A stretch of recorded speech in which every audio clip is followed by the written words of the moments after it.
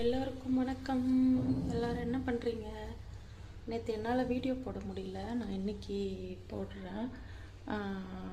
ஒன்றும் இல்லை, ஒரு விஷயம் ஒன்று. அதாவது சோகமாக ஏதாவது நம்ம வாழ்க்கையில் சோகமான சம்பவம் முடியாமல் ரொம்ப கஷ்டமான சூழ்நிலை அமைஞ்சிச்சுன்னா அதுலேருந்து வெளியவே வரக்கூடாது, அடுத்த வேலைக்கு போகவே கூடாது. அப்படியே அதிலே உட்காந்து அதை யோசித்து நம்மலாம் அதை யோசித்து யோசித்து யோசித்து இல்லாமல் போயிடணுமா? அடுத்தது என்ன யோசிக்கணும்? எவ்வளோ பெரிய கஷ்டம் வந்தாலும், இப்போ ஒரு மரணமே வந்தாலும் நம்மளும் ஒரு நாளைக்கு எல்லாரும் சாவ போகிறோம். இப்போ அதையே நினச்சி நினச்சி ஒருத்தர் இறந்துட்டாங்கன்னு அதை நினச்சி நினச்சி அதுலேருந்து வெளியே வராமல் இருந்தால் நம்மளும் அந்த செத்து தான் போவோம்.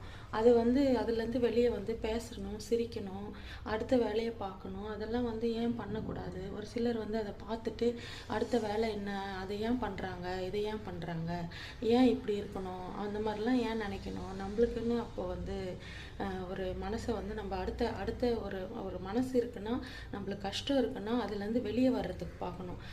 ஆனால் அடுத்தவங்க நம்ம அப்படி நினைப்போம். அடுத்தவங்க ஏன் இவ கவலையாகவே இல்லை, ஏன் இவ அதையே நினச்சி இல்லை, இவ ஏன் சிரிக்கிறா, இவ ஏன் பேசுகிறா, அதுலேருந்து அப்போ வெளியவே வரக்கூடாது, பேசக்கூடாது, சிரிக்கக்கூடாது.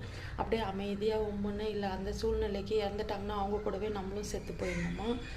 இல்லை கஷ்டம் வந்துச்சு, அதாவது ஒரு ஒரு பெரிய ஒரு கஷ்டம்னா அதுலேருந்து வெளியே வரக்கூடாதா? இல்லை வேறு ரிலாக்ஸாக ஒரு 10 நிமிஷம் யோசனை பண்ணுறதுக்கோ, இல்லை வேறு ஏதாவது நம்மளுக்கு வேலை இருந்தாவோ அது மைண்டு கொஞ்சம் ரிலாக்ஸ் ஆகும்.